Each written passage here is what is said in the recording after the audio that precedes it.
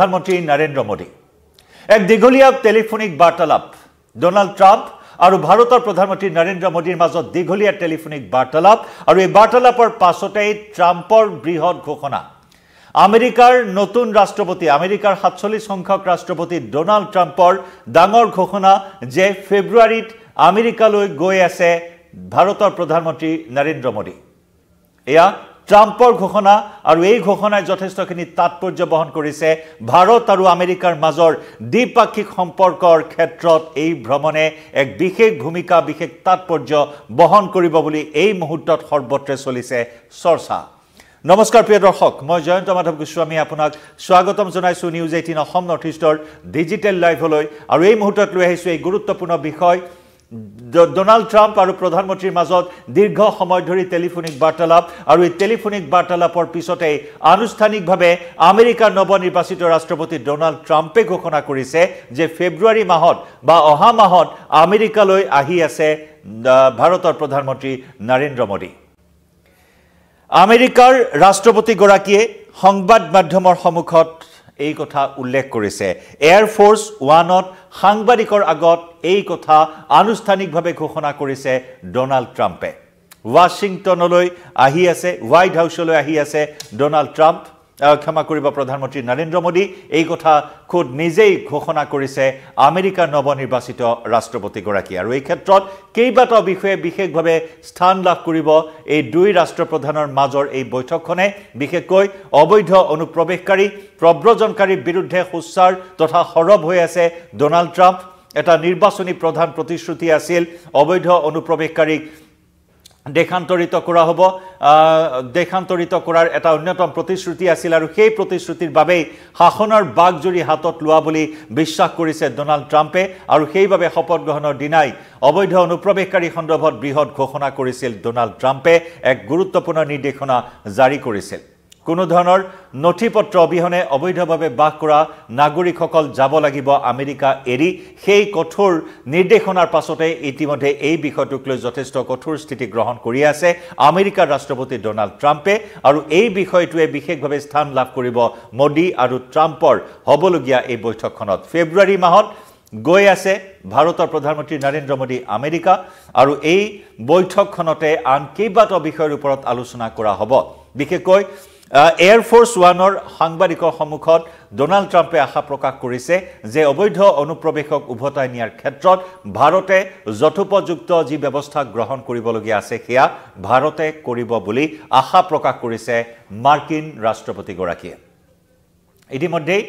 যি কঠোৰ ব্যৱস্থা গ্ৰহণ কৰা হ'ব বুলি হকিয়াই দিছিল ইতিমধ্যে 5 শতাধিক লোকক গ্ৰেপ্তাৰ কৰা হৈছে অবৈধ নাগৰিকক গ্ৰেপ্তাৰ কৰা হৈছে প্ৰথমখন তালিকা ইতিমধ্যে প্ৰস্তুত কৰা হৈছে যিখন তালিকাত 17490 গৰাকী ভাৰতীয়ৰ নাম আছে যিসকলক বিতৰণ কৰা হ'ব আমেৰিকাৰ পৰা পঠিয়াই দিয়া হ'ব সেই তালিকা ইতিমধ্যে প্ৰস্তুত কৰা হৈছে আৰু প্ৰায় যদি চোৱা হয় বিভিন্ন দেশৰ পৰা প্ৰায় 14 বিলিয়ন নাগৰিক বৰ্তমান 14 নিযুত নাগৰিক বৰ্তমান আমেৰিকাত অবৈধভাৱে বসবাস কৰি আছে আৰু তাৰ ভিতৰত 7,25,000 ভাৰতীয় থকাৰ তথ্যও ইতিমধ্যে প্ৰকাশ পাইছে আৰু এই ক্ষেত্ৰত ভাৰতৰ বিদেশ মন্ত্ৰণালয়ে ইতিমধ্যে স্থিতি প্ৰকাশ কৰিছে আমেৰিকাৰ হেঁচাত নিজৰ স্থিতি প্ৰকাশ কৰিছে বা স্থিতি প্ৰকাশ কৰিবলৈ বাধ্য হৈছে ভাৰতৰ বিদেশ মন্ত্ৰণালয়ে এই ক্ষেত্ৰত ভাৰতেও কৈছে যে কোনো ধৰণৰ নথিপত্ৰ নথকাকৈ অবৈধভাৱে বাস কৰা ভাৰতীয়ক দেশে উভতাই আনিব বা ঘূৰাই ল'ব যদি ভাৰতীয় নাগৰিক হিচাপে যিখিনি তথ্য থাকিব লাগে প্ৰয়োজনীয় যিখিনি নথিপত্ৰ থাকিব লাগে সেয়া যদি দেখুৱাব পাৰে তেতিয়াহলে আমেৰিকাত থকা অবৈধ নাগৰিকসকলক ভাৰতে উভতাই আনিব বুলিও ইতিমধ্যে বিদেশ মন্ত্ৰণালয়ৰ ফালৰ পৰা স্থিতি স্পষ্ট কৰিছে গতিকে এই বিষয়টোৱে বিশেষভাৱে স্থান লাভ কৰিব মোদী ট্ৰাম্পৰ বৈঠকত ফেব্ৰুৱাৰী মাহৰ কথা স্পষ্টকৈ উল্লেখ কৰিছে ডোনাল্ড ট্ৰাম্পে যথেষ্ট এটা সৌহাৰ্যপূৰ্ণ বাৰ্তালাপ আছিল টেলিফোনিক বাৰ্তালাপ হোৱাইট হাউছৰ ৰিড আউটত এই কথা ইতিমধ্যে ট্ৰাম্পে উল্লেখ কৰিছে এয়াৰ ফোৰ্স 1ৰ সন্মুখত এই কথা ট্ৰাম্পে ইতিমধ্যে উল্লেখ কৰিছে আৰু মোদীৰ সৈতে হোৱা টেলিফোনিক বাৰ্তালাপত আন কেইবাটাও বিষয়ৰ ওপৰত আলোকপাত কৰাৰ কথা উল্লেখ কৰিছে ডোনাল্ড ট্ৰাম্পে কিন্তু এই ক্ষেত্ৰত ভাৰতৰ ফালৰ পৰা কোনো ধৰণৰ তাৎক্ষণিক কোনো প্ৰতিক্ৰিয়া প্ৰকাশ কৰা হোৱা নাই মোদীৰ ভ্ৰমণসূচীক লৈ কিন্তু ইয়াৰ পূৰ্বে মোদী আৰু ট্ৰাম্পৰ এখন বৈঠক অনুষ্ঠিত কৰাৰ বাবে ভাৰত চৰকাৰৰ ফালৰ পৰা বিশেষ তৎপৰতা গ্ৰহণ কৰা পৰিলক্ষিত হৈছিল মুঠৰ ওপৰত ভাৰত আৰু আমেৰিকাৰ দ্বিপাক্ষিক সম্পৰ্ক অধিক গাঢ় কৰি তোলাৰ প্ৰয়াস কৰা হৈছিল ভাৰতৰ ফালৰ পৰা এখন গুৰুত্বপূৰ্ণ বৈঠক অনুষ্ঠিত কৰিবৰ বাবে ব্যাপক প্ৰস্তুতি ব্যাপক তৎপৰতা গ্ৰহণ কৰি থকা হৈছিল কিন্তু তাৰ মাজতে ট্ৰাম্পৰ এই ঘোষণাই তাৎপৰ্য বহন কৰিছে যদিও ভাৰতৰ ফালৰ পৰা তাৎক্ষণিকভাৱে কোনো প্ৰতিক্ৰিয়া এই বিষয়টোক লৈ এতিয়াও প্ৰকাশ কৰা হোৱা নাই কিন্তু এই ক্ষেত্ৰত হোৱাইট হাউছৰ ফালৰ পৰা কোৱা হৈছে যে এই যে বৈঠক মোদীৰ সৈতে হ'ব এই বৈঠকত বিশেষত আমেৰিকাত নিৰ্মিত নিৰাপত্তাৰ সঁজুলি ক্ৰয় বৃদ্ধি কৰা আৰু ন্যায্য দ্বিপাক্ষিক বাণিজ্যিক সম্পৰ্কৰ ক্ষেত্ৰত আগবাঢ়ি যোৱাৰ ওপৰত গুৰুত্ব প্ৰদান কৰা হ'ব বুলি কোৱা হৈছে একে সময়তে ভাৰত চৰকাৰৰ এটা বিবৃতিত উল্লেখ কৰা হৈছে যে দুয়োগৰাকী নেতাই মূলত বিশেষত বিশ্ব শান্তিৰ বাবে সহযোগিতাৰে কাম কৰিব বিশ্ব শান্তিৰ লগতে নিৰাপত্তাৰ বাবে একেলগে কাম কৰা হ'ব লগতে প্ৰযুক্তি বাণিজ্য আৰু প্ৰতিৰক্ষাৰ দৰে গুৰুত্বপূৰ্ণ ক্ষেত্ৰত সহযোগিতাৰে আগবাঢ়ি যোৱাৰ ওপৰত গুৰুত্ব প্ৰদান কৰা হ'ব বুলি এই মুহূৰ্তত বিবৃতিত উল্লেখ কৰা হৈছে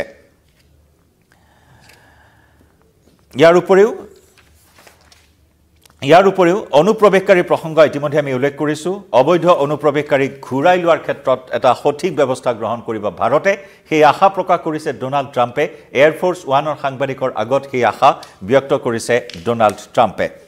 ডোনাল্ড ট্ৰাম্প আৰু মোদীৰ মাজৰ এটা ভাল বন্ধুত্বপূৰ্ণ সম্পৰ্ক আছে উল্লেখযোগ্য যে এই প্ৰসংগতে উল্লেখ কৰিব পাৰি যে ৰাষ্ট্ৰপতি হিচাপে প্ৰথমটো যেটো কাৰ্যকাল আছিল ডোনাল্ড ট্ৰাম্পৰ সেই কাৰ্যকালত অন্তিমটো বিদেশ ভ্ৰমণ আছিল ভাৰত ডোনাল্ড ট্ৰাম্পৰ প্ৰথমটো কাৰ্যকালৰ অন্তিমটো বিদেশ ভ্ৰমণ আছিল ভাৰত মোদী আৰু ডোনাল্ড ট্ৰাম্পে যৌথভাৱে আহমেদাবাদৰ এখন ক্ৰিকেট ষ্টেডিয়ামত 2020 চনৰ ফেব্ৰুৱাৰী মাহত এক ৰেলীত ভাষণ প্ৰদান কৰিছিল সেয়া আছিল প্ৰথমটো কাৰ্যকালৰ অন্তিমটো বিদেশ ভ্ৰমণ ট্ৰাম্পৰ একে সময়তে সমান্তৰালকৈ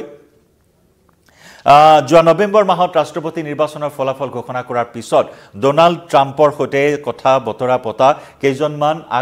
বিশ্বৰ আগশাৰীৰ নেতাৰ ভিতৰত অন্যতম আছিল নৰেন্দ্ৰ মোদী সেই দিশৰ পৰাও নৰেন্দ্ৰ মোদী আৰু ট্ৰাম্পৰ মাজৰ এটা ভাল সম্পৰ্ক প্ৰকাশিত হৈছিল বা প্ৰমাণিত হৈছিল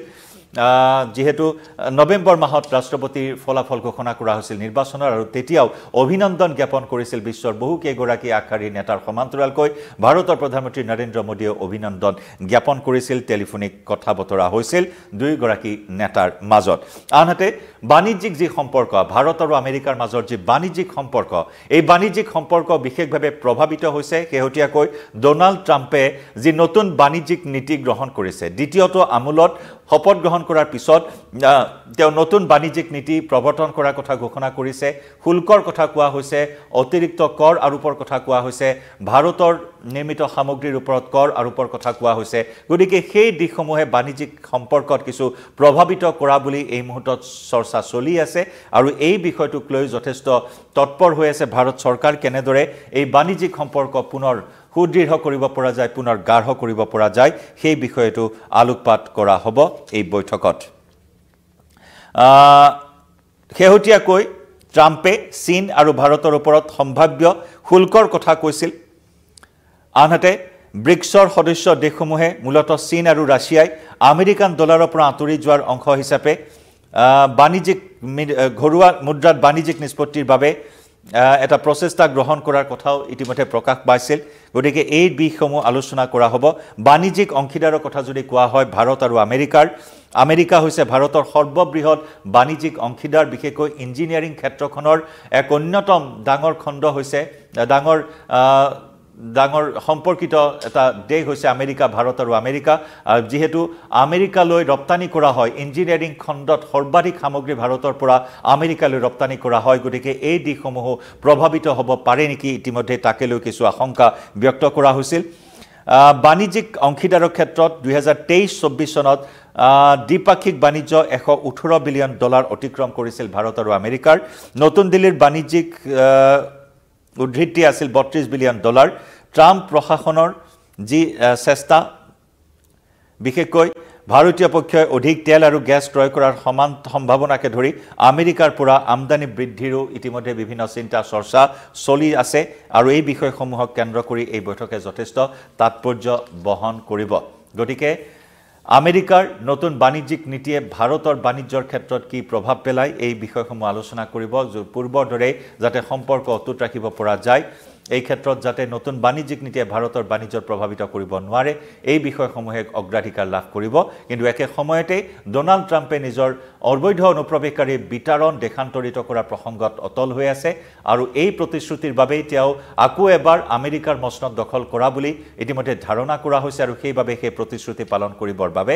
সীমান্তসমূহতো কঠোৰ নিৰাপত্তা ব্যৱস্থা কৰা হৈছে জৰুৰীকালীন অৱস্থা ঘোষণা কৰা হৈছে সীমান্তসমূহত একে সময়তে ভাৰতৰ অবৈধ নাগৰিকসকলক ভাৰতে উভতাই ল'ব লাগিব এক হেঁচা ভাৰতক প্ৰদান কৰা হৈছে আৰু সেই হেঁচাত ইতিমধ্যে ভাৰতৰ বিদেশ মন্ত্ৰণালয়ে কৈছে যে ভাৰতৰ নাগৰিক বুলি যদি প্ৰমাণিত কৰিব পৰা নথিপত্ৰ দেখুৱাব পাৰে আমেৰিকাত থকা অবৈধ ভাৰতীয়সকলে তেতিয়াহ'লে ভাৰতে উভতাই ল'ব সেইসকল নাগৰিকক সেই প্ৰতিশ্ৰুতিও ইতিমধ্যে ভাৰতে প্ৰদান কৰিছে আমেৰিকাক গতিকে ফেব্ৰুৱাৰী মাহৰ এই বৈঠকখনে যথেষ্ট তাৎপৰ্য বহন কৰিব অপেক্ষা এতিয়া তাৰিখ ঘোষণা কৰা হোৱা নাই কেতিয়ালৈ মোদীয়ে ফেব্ৰুৱাৰীৰ কিমান সময়ত কোন দিনা বা কোন তাৰিখে আমেৰিকা ভ্ৰমণসূচী গ্ৰহণ কৰে সেয়া লক্ষণীয় হ'ব প্ৰতিটো আপডেট আমি জনাই যাম ট্ৰাম্পৰ এই ঘোষণাই এই মুহূৰ্তত সমগ্ৰ বিশ্বতে বিশেষভাৱে চৰ্চিত হৈছে যে ফেব্ৰুৱাৰীত আমেৰিকালৈ গৈ আছে ভাৰতৰ প্ৰধানমন্ত্ৰী নৰেন্দ্ৰ মোদী লাইভৰ পৰা